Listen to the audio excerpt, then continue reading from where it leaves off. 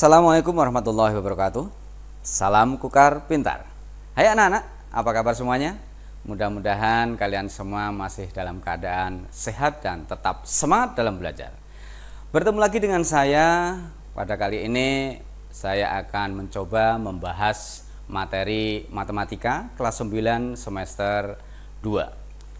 Bab yang keempat yaitu kekongruenan dan kesebangunan. Pada pertemuan yang pertama ini, saya akan mencoba membahas kekongruenan bangun datar. Buku yang digunakan yaitu buku siswa kelas 9 semester 2 edisi revisi 2018 dari Kemendikbud. Bukunya kira-kira seperti ini. Tujuan pembelajaran diharapkan nanti setelah kalian melihat video ini, kalian bisa mengidentifikasi beberapa benda atau bangun datar yang kongruen atau tidak. Kalian diharapkan lagi bisa menjelaskan syarat-syarat dua bangun segi banyak yang kongruen. Kemudian yang ketiga, kalian bisa membuktikan apakah dua segitiga itu kongruen atau bukan. Ya, itu tujuan pembelajaran kita. Sekarang kita mulai. Perhatikan untuk contoh-contoh gambar di bawah ini. Untuk contoh gambar yang pertama, di situ ada gambar dua kursi. Perhatikan, gambar dua kursi itu disebut dengan kongruen. Nah, sekarang silahkan dibedakan dengan gambar yang kedua. Gambar yang kedua ini ada dua kursi juga. Tapi gambar yang kedua ini tidak kongruen. Nah, sekarang kira-kira apa yang membedakan antara gambar pertama dengan gambar yang kedua? Sudah ada di benak kalian, anak? Iya, mungkin sudah ada. Dari contoh 1 dan 2 kalian pasti sudah bisa membedakan. Masuk ke contoh yang ketiga. Di sini ada 3 bintang. Warnanya ada yang merah, biru, dan kuning. 3 bintang ini disebut dengan kongruen. Nah, sekarang contoh berikutnya. Ada 2 bintang. Warnanya juga ada pink, ada kuning. Tetapi pada contoh yang keempat ini, gambar ini, 2 bintang ini tidak kongruen. Nah, kira-kira apa yang menyebabkan 2 bintang ini tidak kongruen? Iya, ukurannya tidak sama. Oke, walaupun bentuknya sama, ukurannya yang berbeda. Oke, perhatikan untuk contoh berikutnya. Di sini ada 3 tabung. Nah, sekarang kira-kira sama tidak itu? Sama, iya. Berarti bagaimana? Apakah 3 tabung itu kongruen atau bukan? Iya, 3 tabung itu kongruen. Berikutnya, ada 2 tabung. Yang satu besar, yang satu kecil. Apakah 2 tabung ini kongruen? Iya, benar. Jadi 2 tabung ini tidak kongruen. Gimana anak-anak? Kira-kira sudah ada ya pikiran bagaimana 2 benda itu dikatakan kongruen atau tidak kongruen. Sekarang perhatikan. Di sini ada pencerminan suatu bangun. Kalian dulu sudah pernah mendapatkan materi pencerminan. Ya, masih ingat kan? Iya, perhatikan. Ada bangun segi 4 ABCD dicerminkan terhadap garis putus-putus itu. Itu anggaplah itu cerminnya, maka bayangannya adalah segi 4 PQRS. Ya. Perhatikan, kalau yang ABCD itu aslinya dan PQRS itu bayangannya, kira-kira besarnya sama tidak? Sama ya. Bentuknya sama tidak? Sama. Iya. Oleh karena itu, benda atau bangun segi 4 ABCD itu kongruen dengan segi 4 PQRS. Sekarang perhatikan untuk panjang sisi-sisinya. Sisi AB, perhatikan. Sisi AB itu kira-kira sama dengan yang mana ya? Iya, sama dengan PG. Sekarang sisi BC sama dengan mana? Iya, PS. Sekarang CD sama dengan RS. Kemudian AD-nya akan sama dengan R, yaitu sisi-sisinya. Jadi antara AB, PH, BC, PS, CD, RS, AD, dan GR itu adalah bersesuaian. Sekarang perhatikan untuk besar sudutnya. Kalau sudut A kira-kira sama dengan sudut yang mana? Iya, sama dengan sudut G. Sekarang sudut B sama dengan sudut yang mana? Sudut P, ya benar sekali. Sekarang sudut C sama dengan sudut yang mana? Sudut S. Dan yang terakhir sudut D berarti sama dengan sudut R. Gimana anak-anak? Bisa dipahami? Oke, kita lanjut ke contoh 1. Perhatikan gambar berikut ini. Di sini ada dua gambar. Yang pertama segi empatnya bentuknya seperti itu, kemudian diputar bentuknya seperti itu. Perhatikan, di situ ada tanda sisi coret 2. Nah, yang di bangun berikutnya juga ada coret 2, yang sebelah kiri juga ada coret 1, sebelah kanan ada coret 1, menandakan bahwa kedua sisi yang bercoretan sama itu panjangnya adalah sama. Nah, sekarang jika dua gambar di samping itu kongruen, tentukan nilai X, Y, U, dan V-nya. Coba perhatikan gambarnya ya. Penyelesaiannya kira-kira gimana ya? Oke, kita selesaikan sama-sama. Nilai X, perhatikan sisi X, di situ ada tanda coretan 2 ya. Kalau ada coretan 2, perhatikan yang sebelah kanan, ada enggak? Oh, ada. Ya, berapa senti di sana? Ada 2 cm. Berarti nilai X-nya sama dengan 2 cm. Oke, sekarang kita lanjut. Nilai Y-nya. Nilai Y, perhatikan yang sebelah kanan nilai Y. Nah, di situ ada coretan 1. Kemudian perhatikan di sebelah kiri ada coretan 1 juga yang nilainya adalah 3 cm. Berarti nilai Y-nya panjangnya adalah 3 cm. Oke, sekarang kita lanjut. Sudut U. Perhatikan sudut U-nya ya. U-nya letaknya di sana sebelah kanan. Kira-kira ini nanti akan sama dengan sudut yang mana kalau sudut U? Ya, yang mana kira-kira?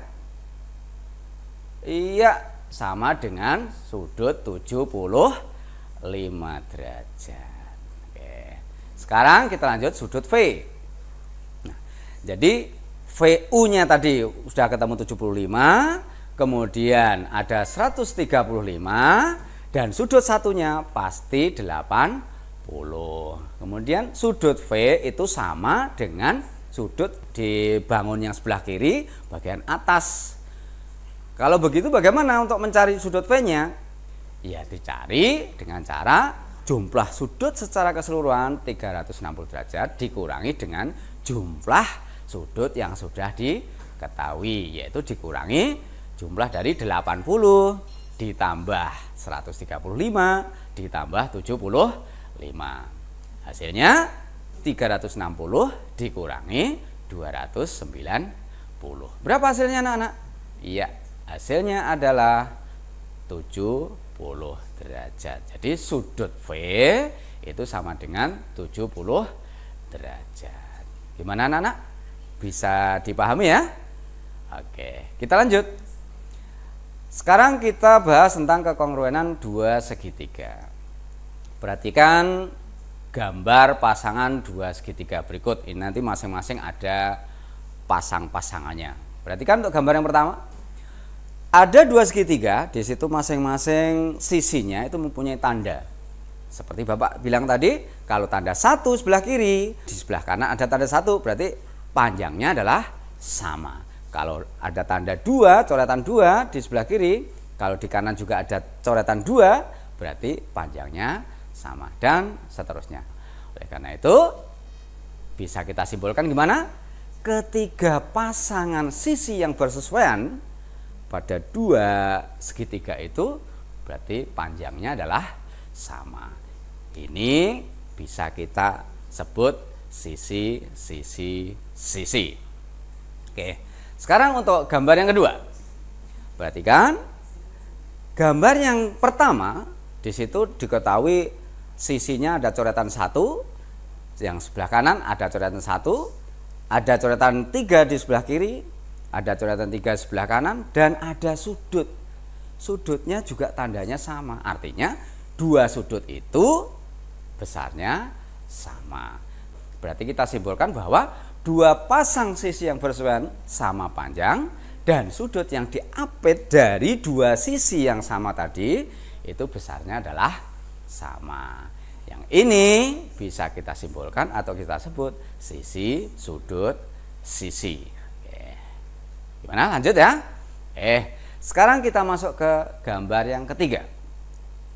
Pada gambar yang ketiga, di sini ada dua sudut yang sama, kemudian ada satu sisi yang sama. Berarti bisa disimpulkan apa? Dua pasang sudut yang bersesuaian sama besar, dan sisi yang menghubungkan dua sudut tersebut itu panjangnya adalah sama. Kalau seperti ini, berarti kita sebut apa? Kita sebut sudut, sisi, sudut. Oke, gimana nak? Lanjut ya. Oke, lanjut. Gambar berikutnya. Nah, pada gambar ini diketahui dua sudut yang sama, kemudian ada satu sisi yang sama juga. Nah, kalau seperti ini berarti kita simpulkan gimana? Kita simpulkan dua pasang sudut yang bersesuaian sama besar, ya, dan sepasang sisi yang bersesuaian itu panjangnya sama. Nah, yang seperti ini bisa kita sebut dengan sudut, sudut, sisi. Oke. Yang terakhir. Nah, ini beda lagi. Khusus untuk segitiga siku-siku. Dua segitiga siku-siku, di sini ada dua sisi yang sama. Ya, dua sisi yang sama. Sisi miring dan satu sisi penyikunya yang sama. Dari sini berarti kesimpulannya gimana? Kesimpulannya khusus untuk segitiga siku-siku, sisi miring dan satu sisi siku yang bersesuaian itu panjangnya sama. Oleh karena itu, dari dua segitiga ini dikatakan kongruen jika nanti memenuhi salah satu kondisi yang di atas tadi, ya. Ada sisi sudut sisi, ada sudut sisi, dan seterusnya, ya. Nanti kalau memenuhi salah satu syarat saja, dua segitiga itu bisa dikatakan kongruen. Oke, lanjut ya. Kita masuk ke contoh yang kedua. Perhatikan gambar di samping. Di sini ada gambar bentuknya seperti itu. Iya, ada A, B, C, D, E. Bangunnya seperti itu, ya. Buktikan bahwa segitiga ABC itu kongruen dengan segitiga EDC. Nah, gimana cara buktikannya? Ini kita selesaikan. Yang pertama, perhatikan sisi AC-nya. Kira-kira AC nanti akan sama dengan sisi yang mana ya? Oh iya, AC sama dengan EC atau CE. Mengapa? Perhatikan di gambarnya.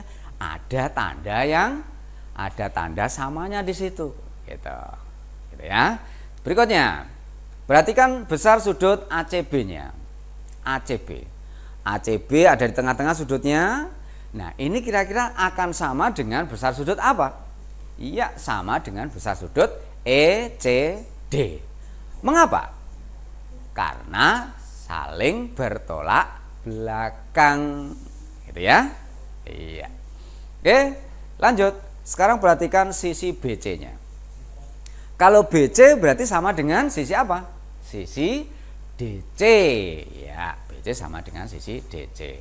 Mengapa? Ya sama kayak AC sama dengan EC. Ada tanda sama panjangnya. Dari tiga ini bisa membuktikan bahwa segitiga ABC itu kongruen dengan segitiga EDC. Nah, ini memenuhi syarat yang mana? Bisa berdasarkan kriteria sisi, sudut, sisi. Gimana anak-anak? Bisa dipahami ya? Oke, kita simpulkan apa yang bisa kita dapatkan dari pembelajaran ini. Dua bangun yang mempunyai bentuk dan ukuran yang sama, berarti itu dinamakan apa tadi? kongruen. Itu kesimpulan yang pertama. Oke. Dua bangun dikatakan kongruen jika memenuhi dua syarat tadi. Yang pertama apa? Pertama tadi panjang sisi-sisinya ya kan?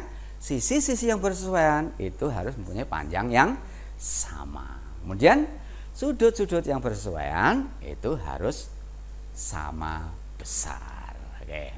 Nah, untuk menguji dua segitiga dikatakan kongruen itu jika memenuhi salah satu kondisi ya tadi, segitiga tadi ya. Nah, salah satu saja. Tadi ada sisi, cukup sisi itu sudah bisa dikatakan dua segitiga itu kongruen. Atau sisi sudut sisi, atau sudut sisi sudut, atau sudut sisi ya itu. Dan khusus untuk segitiga siku-siku, sisi miring dan satu sisi sikunya yang bersesuaian itu panjangnya sama. Jadi kalau bisa memenuhi salah satu syarat ini, dua segitiga itu bisa dikatakan kongruen. Oke, kita masuk ke soal latihan. Yang pertama, di situ ada trapesium ABCD dan EFGH. Anggap ini diketahui dua trapesium itu adalah kongruen. Jika AD-nya 12, DC-nya 13, EF-nya 22, kalian disuruh mencari panjang EH-nya. Gimana kira-kira? Sudah ada pikiran untuk mencari EH-nya ya? Oke, gampang saja ya. Oke, lanjut ke yang nomor 2. Nah, di sini ada segi 4. Nah, kemudian ada ditarik garis diagonalnya SQ, kemudian ada PR. Nah, SR sejajar dengan PQ, OP sama dengan OQ, OS sama dengan OR. Nah, sekarang pertanyaannya, ada berapa pasang segitiga yang kongruen? Nah, silahkan dicari tuh ya. Ada berapa segitiga yang kongruen tuh? Masing-masing ya. Silahkan nanti dikerjakan, kemudian dikumpulkan atau dikonsultasikan dengan guru kalian ya. Oke, agar supaya kalian itu bisa cepat paham, kita perlu contoh mind mapping atau peta pikiran.